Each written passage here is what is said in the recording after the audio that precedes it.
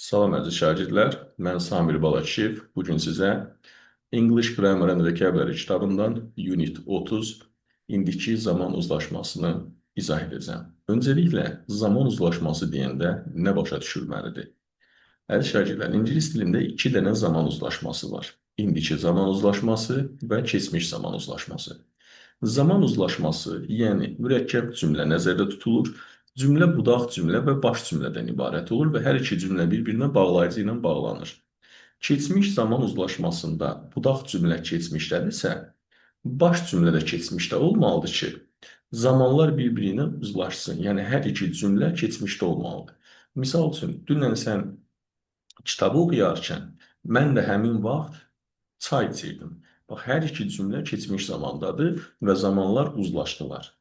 Bəs indiki zaman uzlaşması nədir? Burada da cümlənin hər iki tərəfi indiki zaman və yaxud budaq cümləsi indiki zaman, baş cümləsi gələcək zaman ola bilər.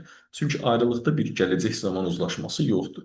Yəni, indiki zaman uzlaşmasında budaq cümlə indiki zaman olur, baş cümlə indiki zamanda da ola bilər, gələcək zamanda da ola bilər. Misal üçün deyirəm ki, dərs bitəndən sonra, baxın, indiki zamandır, biz sinemaya gedirik. Yəni, nə vaxt dərs bitir, bitəndən sonra biz həmişə sinemaya gedirik. Və yaxud deyirəm, dərs bitəndən sonra biz sinemaya gedəcəyik. Bax, burada da baş cümlə gələcək zamanda oldu.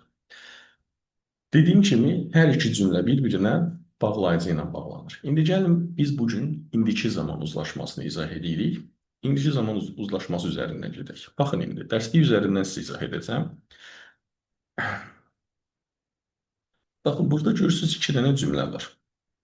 Budaq cümlə, baş cümlə. Budaq cümlə hansıdır? Yadda saxlayın. Bağlayıcının həmişə sağında gələn cümləyə deyirlər budaq cümlə. Burada görürsünüz, bağlayıcı ortadadır deyə budaq cümlə ikinci cümlədir. Amma həmişə bağlayıcı ortada gələcək deyə bir anlayış yoxdur. Bağlayıcı öndə də gələ bilər. Bu zaman iki cümlə, hər ikisi bağlayıcının sağına düşdüyü üçün ilk gələn cümləyə biz deyirik budaq cümlə, digər cümləyə deyirik baş cümlə. Yadda saxlayın, budaq cümləni tanımaq çox önəmlidir.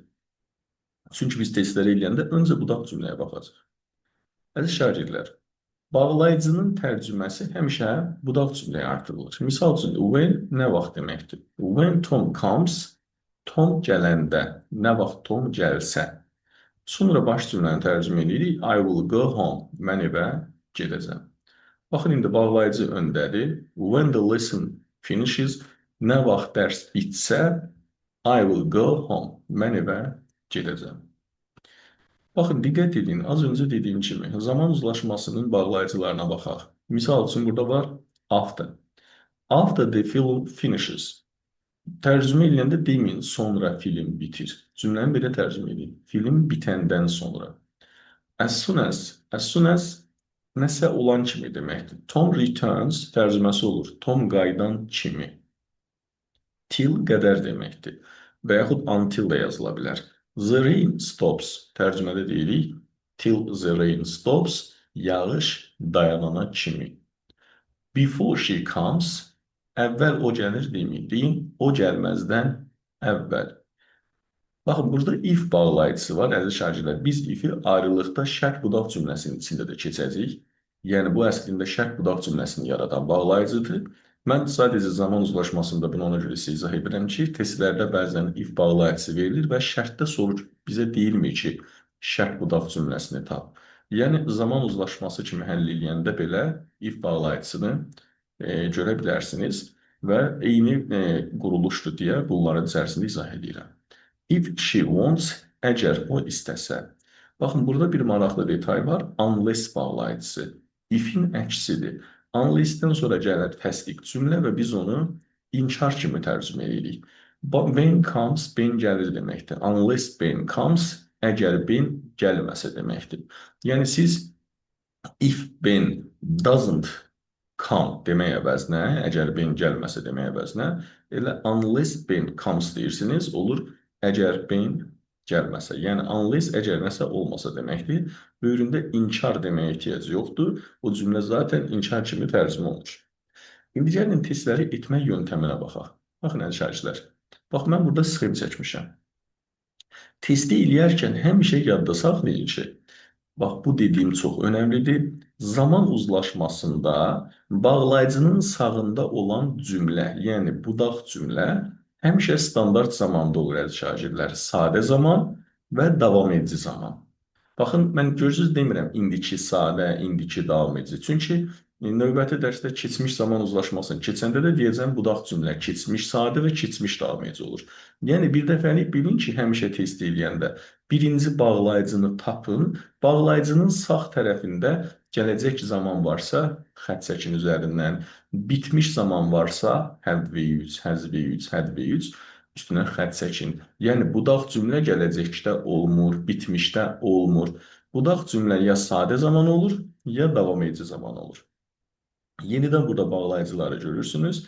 İndiki zaman uzlaşmasının sxemini əzbərləyirsiniz. Budaq cümlə həmişə indiki zaman uzlaşması dediyimizə görə budaq cümlə indiki sadə zamanda olur və xüsusilə buna diqqət edin ki, budaq cümləni indiki sadə zamanda yazanda həmişə mübtədanı görən kimi baxın feillə uzlaşırmı? Çünki ən çox sizi aldadacaqları yer indiki zaman uzlaşmasının budaq və ya baş cümləsində indiki sadə zamanda yazılan feildə üçüncü şəxsin təkindəki S məsələsidir. S-lə sizi çox aldada bilərlər. Buna xüsusilə hər dəfə diqqət edin. Harada present simple gördünüz, tez mübtədasına fikir verin ki, burada S olmalıdırmı, yoxsa yox? Budaq cümlə hansı zamanda oldu? İndiki sadə. Bəs baş cümləmizi nə edəcəyik? Budaq indiki sadədirsə, deməli bu hansı zaman uzlaşmasıdır? İndiki zaman uzlaşmasıdır. Bizim baş cümləmiz keçmişdə ola bilərmi? Xeyr. Bəs hansı zamanda olacaq? Ya budaqdakı cümlənin təkrarı olacaq, yəni indiki sadə zaman olacaq. Baxın, budaq indiki sadədirsə, baş cümlədə indiki sadə olur. Misal üçün, after the girl returns, qız qayıdandan sonra Tom goes home. Tom evə gedir. Görürsünüz, budaq cümlə present simple-dır. Baş cümlədə onun təkrarı oldu. Present simple. Yəni, həmişə qız qayıdandan sonra Tom evə gedir. Başqa hansı zaman ola bilər? Gələcək zaman ola bilər. After the girl returns, qız qayıdandan sonra Tom will go home. Tom evə gedəcək. Deməli, budaq cümlə present simple-da olanda baş cümlə həm budaq cümlənin təkrarı olur, present simple, həm də nə ola bilir? Gələcək zaman. Bir də əmr cümləsi ola bilir. After the girl returns, qız qayıdandan sonra əmr edirəm, go home, get evə. Bax, burada bir maraqlı bir detay var, buna xüsusilə diqqət etməyinizi istəyirəm. Baxın uşaqlar, misal üçün sizin qarşınıza belə bir test çıxa bilər. I, boşluq, home,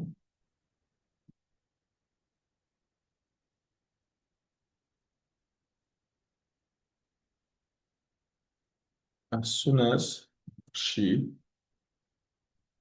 tomorrow. Ən çox uşaqları çaşdırdığı şeylərdən biri budur ki, həmişə şagirdlər test eləyəndə diqqət etmirlər. Burada görürlər ki, tomorrow sözü var. Anında düşünürlər ki, mənim bu cümləm olmalıdır gələcək zamanda. Bax, elə deyil. Burada tomorrow sözü olsa belə budaq cümlədə, biz bilirik ki, budaq cümlə bir, gələcək zamanda ola bilməz, bir də have V3, yəni bitmiş zamanda ola bilməz. Bizim budaq cümləmiz heç vaxt gələcək və bitmiş ola bilməz. Hətta tomorrow sözü olsa belə. Bəs müəllim, tomorrow-nu burada nə üçün qoyublar? Tomorrow sizə ipucudur ki, sizin baş cümləniz gələcək zamanda olacaq. Budaq cümləniz standartdır. Ya sadə olmalıdır, ya davam edici olmalıdır. İndi tomorrow-nu mən görürəmsə, bilirəm ki, bu indiki zaman uzlaşmasıdır. Yəni, söhbət keçmişdən gedə bilməz. Ona görə mən budaq cümləmdə indiki sadə zamanı yazıram. As soon as she returns tomorrow. O sabah qayıdan kimi baş cümləmizi gələcəkdə yazıram. I will go home deyək. I will go home. O sabah qayıdan kimi mən evə gedəcəm. Baxın, bu oldu gələcək zaman. Deməli, budaq cümlədə tomorrow sözü olsa belə ona aldanmayın. Budaq cümlə sadə və davam edici olur. Budaq cümlə heç vaxt gələcək və bitmişdə ola bilməz.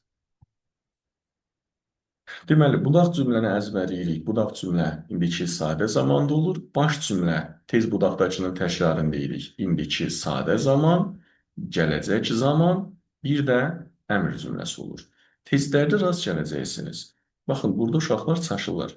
Deyir ki, müəllim, budaq cümlə indiki sadə zamandadır. Misal üçün, returns. Mən baş cümləni indiki bitmiş deyə bilərəmmi? I have gone deyə bilərəmmi? Xeyr, deyə bilməzsiniz. Sual verirsiniz, niyə? Budaq indikidir, baş cümlədə indiki zamandır da zaman uzlaşması pozulmuyor ki. Xeyr, əziz şagirdlər, indiki zaman uzlaşmasında budaq cümlə indiki sadə olur, baş cümlə isə ya gələcək olmalıdır, ya indiki sadə olmalıdır, ya da əmr cümləsi olmalıdır. Bitmiş zaman ola bilməz.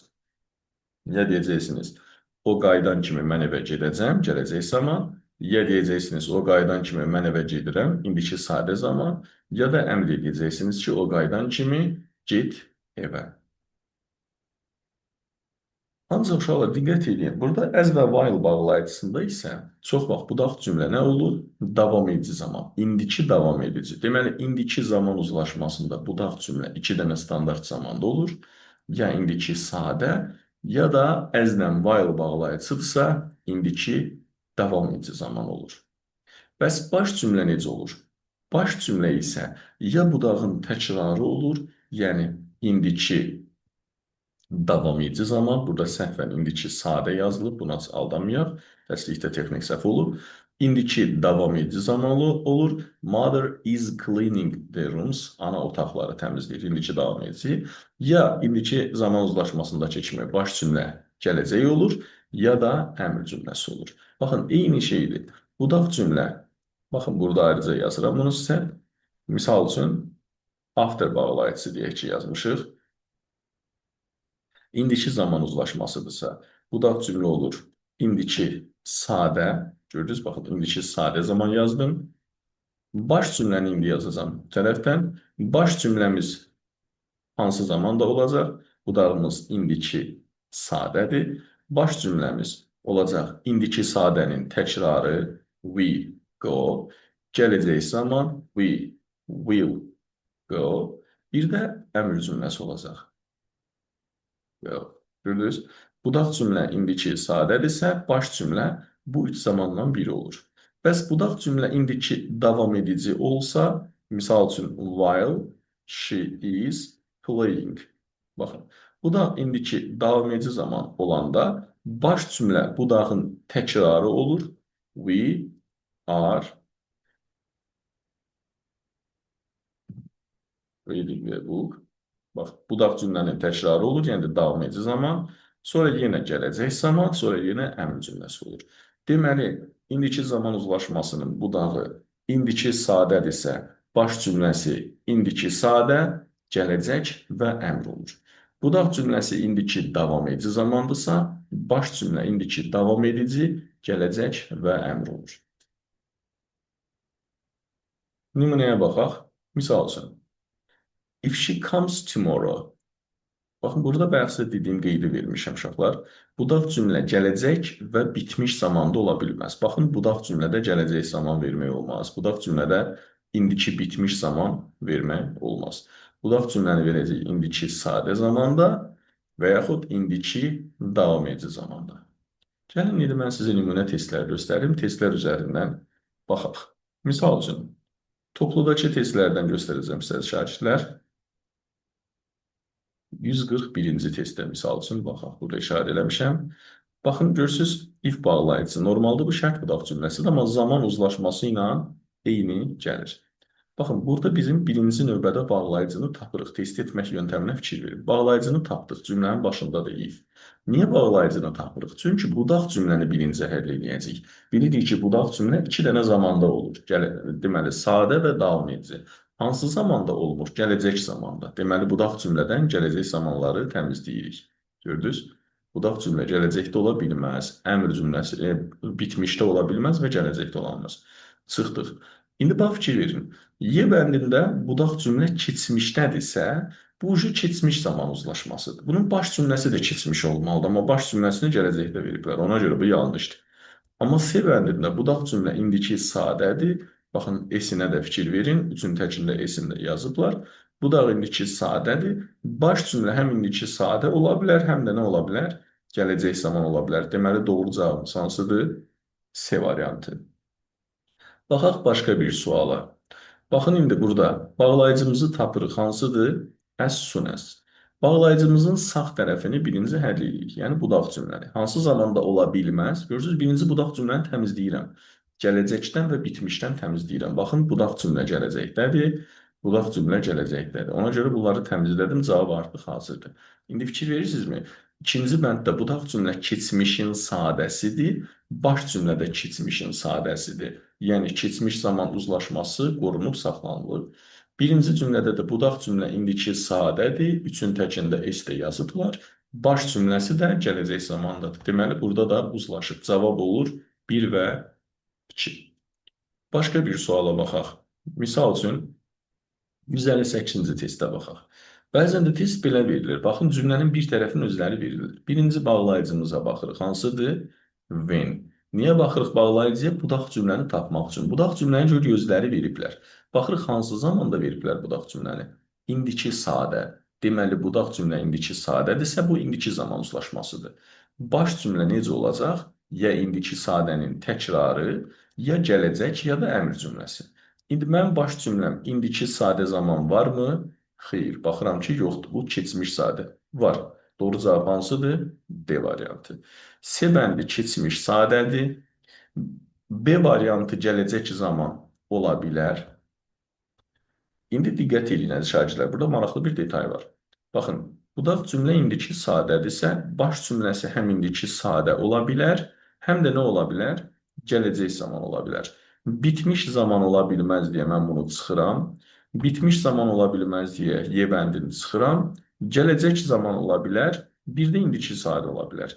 Keçmiş sadə də ola bilməz demişdir. İndi bəs müəllim, biz gələcək zamanda yaza bilirik, indiki sadə də yaza bilirik. Biz indi bunun hansını yazaq? Mən nə demişdim? İndiki sadə görəndə mübtədaya diqqət edin. Mübtəda burada nədir? Is. Üçüncü şəxsin təki. S yazıblarmı feilin sonuna? Xeyr. Deməli, bu yanlışdır. Doğru cavab nə qalır? B. Ona görə həmişə diqqət edin. İndiki sadəni görən kimi mübtədəyə baxın. Üçüncü şəxsin təkindədirsə, indiki sadədə feil S götürməlidir. Baxaq sağ tərəfdəki testə. 168. Bağlayıcını tapıram, tapdım. Sağ tərəfi hansı zamandır? Hansı deməli tərəfdir? Budaq cümlə. Budaq cümləmiz hansı zamanda ola bilməz? Gələcəkdə ola bilməz və bitmişdə ola bilməz. Öncə budağı təmizləyək. Baxırıq ki, Y bəndində budaq cümlə gələcək zamandadır deyə çıxır. Başqa problem yoxdur. İndi uzlaşdırırıq.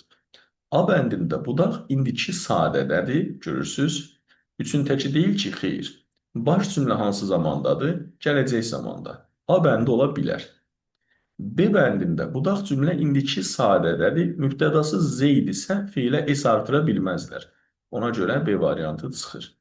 D variantında budaq indiki sadədir. S-ə də ehtiyac yoxdur. Budaq cümlə indiki sadədirsə, baş cümlə ya indiki sadənin təkrarı olacaq, ya da gələcək zaman. Amma baxıram ki, baş cümləni keçmişdə veriblər. Zaman uzlaşması pozulub.